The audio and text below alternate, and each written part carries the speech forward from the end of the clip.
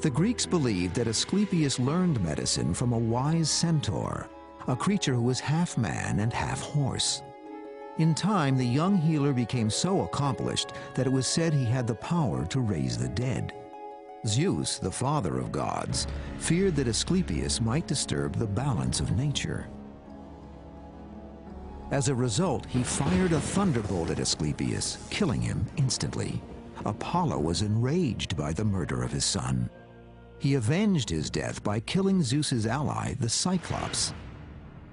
Zeus later repented by setting Asclepius among the stars. We can compare Asclepius with Christ, of course. Prophets of the god tend to be healers, tend to have the ability of miraculous healing. And so Asclepius would fall into that category. And interestingly enough, the Greeks viewed him as a son of a god, but who had died at death. This means that he's a god, and yet he also has an aspect of mortality in him. He's closer to men than most gods would be. In the city of Epidaurus, a healing sanctuary was built in approximately 400 BC to worship Asclepius. This site essentially became the first hospital of Western civilization. All year round, the sick and dying visited the site, hoping to be blessed with a miracle. The cult of Asclepius at Epidaurus flourished for centuries. Numerous buildings were erected, such as temples, baths, and the most impressive theater in all of Greece, which seated 14,000. The Greeks staged an annual festival in honor of Asclepius. Athletes and musicians would compete in contests. Hotels and a gymnasium were built to serve the countless travelers.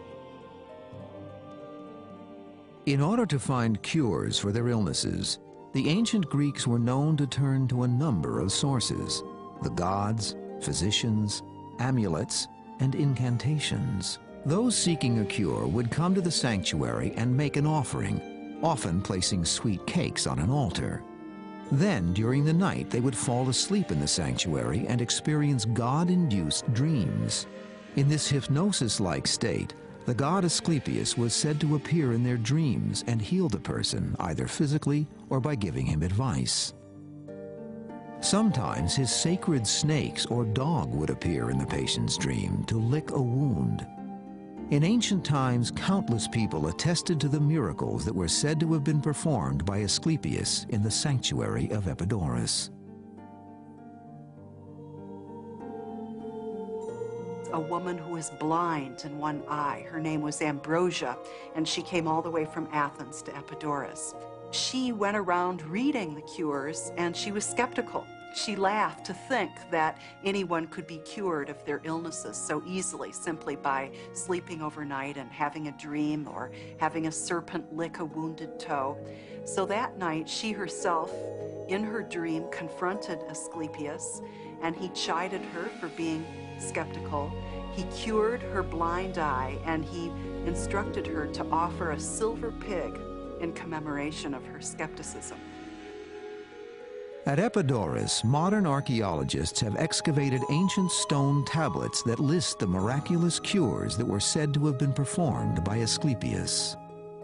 A woman who was pregnant for 5 years, for instance, and finally decided something was wrong and went to Asclepius at Epidaurus and eventually gave birth to a 5-year-old, which you can believe or not as you choose, but it's written right up there on a stone tablet, and dozens of other cures like this.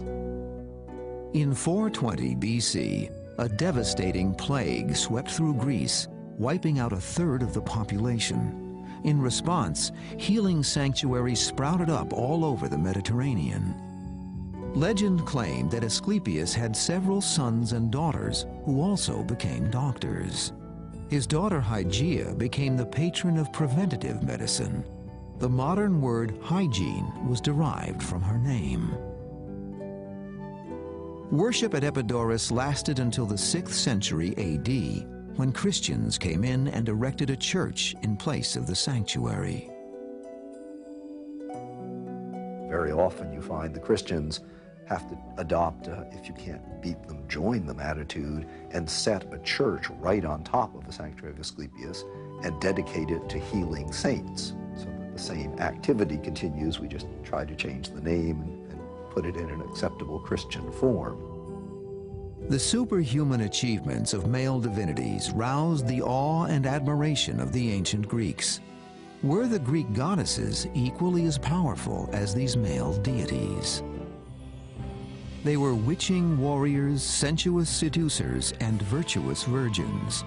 They were the mighty goddesses of Mount Olympus. The matron of all the goddesses was Hera, protector of the family and married women. She herself was married to the adulterer Zeus. Numerous stories are told about Hera's revenge against Zeus's paramours. Ancient Greeks wrote that when Zeus's lover Leto became pregnant with their twins Apollo and Artemis, the jealous Hera chased Leto away to the island of Delos. Another time, it was said, Hera transformed one of her husband's lovers into a cow.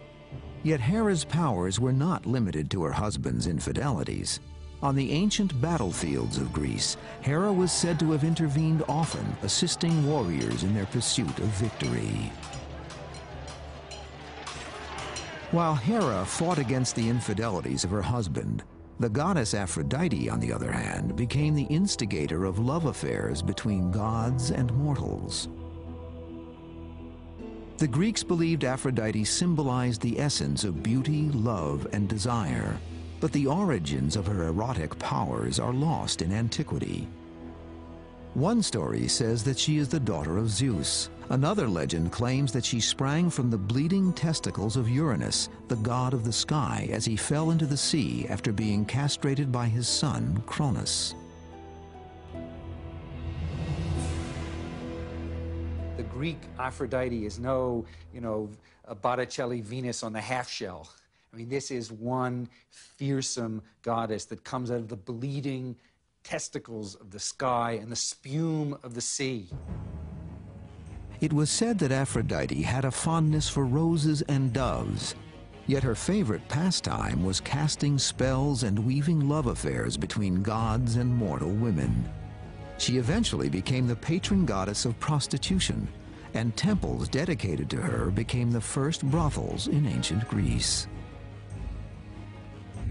I think there isn't any difference in believing in them or any other god, and it's interesting that most of the Greek gods stand for something. They're a rambunctious bunch, and they'll sleep with anybody or anything. Aphrodite herself possessed a strong sexual appetite. She was married to the lame god Hephaestus, patron god of laborers. However, she cheated on him often. Her affair with Ares, the god of war, became a divine scandal.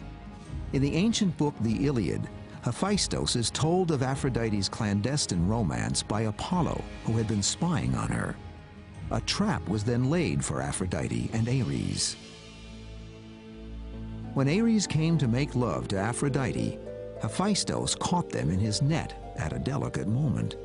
Then he called on the court of gods of Mount Olympus to rule on his wife's adulterous act. Some of the divine jury sided with the jilted Hephaestus, while others applauded Ares for his cunning move to bed the beautiful Aphrodite.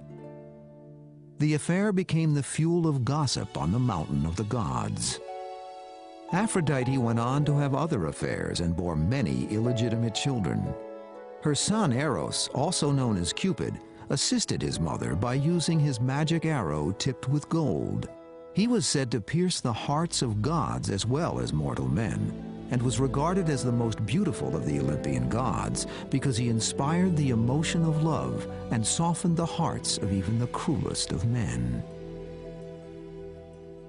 Although sex reigned supreme in the house of Aphrodite, virginity was considered a virtue and a strength to other goddesses. Athena was one deity who decided never to marry. She was the daughter of the gods Zeus and Metis. Before her birth, Zeus was informed that his unborn daughter possessed bravery and wisdom that would rival his own. Worried that his daughter might one day take over his throne, Zeus swallowed Metis before she gave birth to Athena. Later, he felt a throbbing pain in his head, and Athena sprang forth full-grown from Zeus's brain, donned in the armor of a warrior. It was said that Athena stood by her father in times of war and peace. The goddess came to symbolize wisdom, justice, and righteous warfare.